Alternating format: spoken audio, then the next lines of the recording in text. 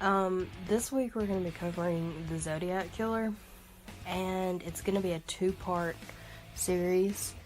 So, you'll hear this one today, and then hopefully by the end of the week or early next week, I'll have the other one ready to go. So, with that being said, let's just dive in. Now, the Zodiac Killer was active in California from 1968 to 1969. And he had 7 confirmed victims: David Faraday, Betty Lou Jensen, Darlene Ferrin, Mike Mageau, Cecilia Shepard, Brian Hartnell, and Paul Stein. Now, there are also a good many victims that they feel like they could attribute to the Zodiac Killer, but has never been confirmed. So those 7 are the ones that we're going to discuss today. Today we're going to discuss victims and methodology, and then in the next episode we'll discuss evidence, suspects, and I'll give you my conclusion. Alright, so the first 2 victims were David Faraday, 17, and Betty Lou Jensen, 16. Their attack occurred on December the 20th, 1968 in Vallejo, California. The cause of death was gunshot wounds. Now, Betty Lou and David were parked on Lake Herman Road around midnight, and they were ambushed. The killer fired shots into the car, and the point of that was to get the 2 teens to exit the vehicle. And David did. He was shot once in the head as soon as he got out of the car, and he died on the scene. Betty attempted to escape the other direction, but unfortunately she was killed by 5 shots to the back. So, I mean, it was just a brutal scene. It was, like I said, it was an ambush. The guy came out of nowhere, started firing, and just didn't relent until both the teens were dead, which is just, it's heinous. And it just, anytime that you can't immediately figure out the motivation for a killing, it makes it even worse. And there was seemingly no motivation behind this one. Now, the Zodiac didn't strike again until about 8 months later. And the second attack was on Darlene Ferrin, who was 22. She was killed. And Michael Mageau, however you want to say that, who was 19. He survived. Their attack occurred on July the 4th, 1969, also in Vallejo. And her cause of death was gunshot wounds as well.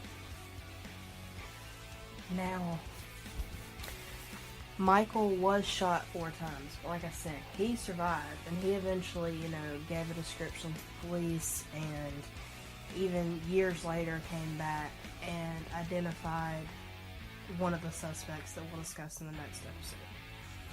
Unfortunately, Darlene was shot 5 times, and she succumbed to her injuries. Now, similar to the first attack, these 2 were parked in a remote location. But this time, another car approached them, and they thought it was the police officer. A police officer, sorry. So, they pulled out their ID, and everything, got ready for the police officer to come back. But instead, the man ended up shooting them. He fired 5 shots before walking away. And then he came back and he fired 4 more. And the description that Michael gave was a white male of average height and stocky build. He had dark hair, and the guy appeared to be in his late 20s or early 30s. And 22 years after the attack, they showed Michael a picture of one of their suspects, and he immediately went, yeah, that's the guy that attacked us. But no one had shown him any pictures after he was attacked until, 22 years later. Which is just insane. But that's just, that was really dropping the ball, in my opinion. The third attack happened on September the 27th, 1969. This time it was in Lake Berryessa, California. And the victims were Cecilia Shepard, 22, who was killed, and Brian Hartnell, 20, and he survived. And unlike the first two attacks, this attack was a stabbing and not shooting. So basically, these two were relaxing on the beach, chilling out, and a guy just came out of nowhere, and he was wearing a black hooded costume. He was, a fairly big guy, and he immediately he demanded money and a car so he could make his escape to Mexico. And the thing about this is, the couple, they gave him what he wanted. They gave him the keys, they offered him money, but the guy didn't want it. Instead, he started tying them up, and then he stabbed them. And it was kind of one of those things where, they gave him what he wanted, so they were like, okay, we're gonna be safe now. And unfortunately, they weren't. They were not safe at all. They were, killed. Well, Cecilia was killed. Brian survived, but he was massively injured. And that's just crazy to me. Cecilia ended up, she was stabbed 10 times, and she died in the hospital. She didn't die on scene. But Brian was stabbed 6 times. And this is the first time that the Zodiac Killer left a message for the police. And he left this message in the side of Cecilia and Brian's car. He carved it into the door on his way from the crime scene. Okay, the next attack is way outside of the other 3. It's completely different because it was a lone man that was attacked. Paul Stein was 29, and he was attacked on October 11th, 1969 in San Francisco. His cause of death was gunshot wound. But again, he was by himself. He wasn't out, with his loved ones. He wasn't in a remote place. He was working. He was a taxi driver, and he was working. And unfortunately, he was murdered. He picked up a fare that was supposed to be dropped off at Washington and Maple, but Paul stopped a block away at Washington and Cherry. Now, he was shot point blank in the back of the head, and the killer took his keys, wallet, and a portion of his shirt, which again is weird, just to take a small portion of his shirt. But this guy, the Zodiac, is insane anyway, in my opinion. He's just all over the place. And 3 people witnessed Paul's murder, and they gave a description of the guy that they saw, and the description was similar to the earlier attacks, and they were like, yeah, this is what the guy looks like. And unfortunately, when the police put that description out over the radio, it got mixed up, and the report that it was a black male. And unfortunately, 2 police officers ended up stopping a man not far from the crime scene that was potentially the Zodiac, and they didn't do anything about it because they had been told to look for a black male. So that's unfortunate, and that's the result of bad reporting, unfortunately. But these people are human. Mistakes happen, I guess.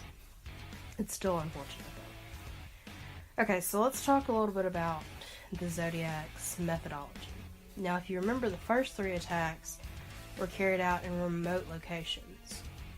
They were on, a beach that was empty. They were on 2 secluded roads that were empty.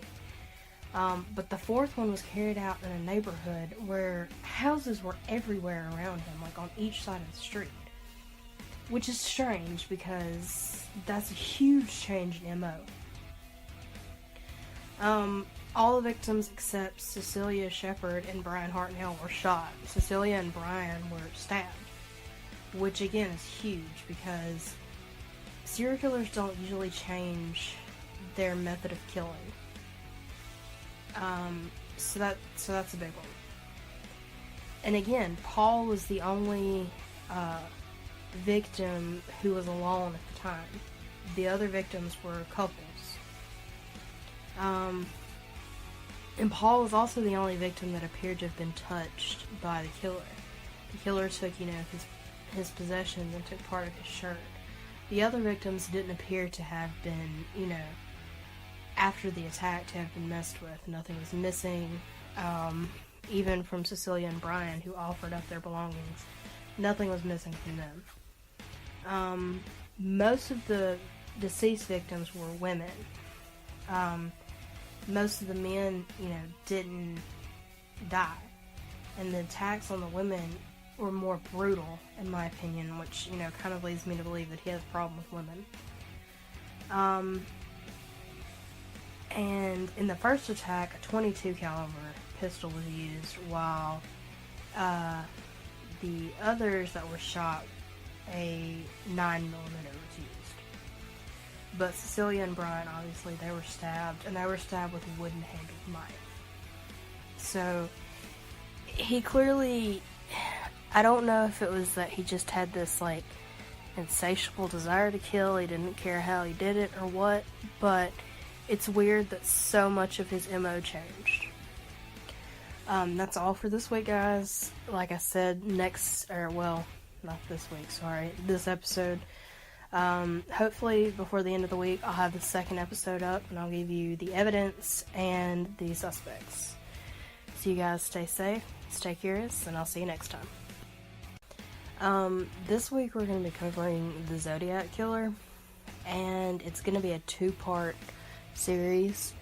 So, you'll hear this one today, and then hopefully by the end of the week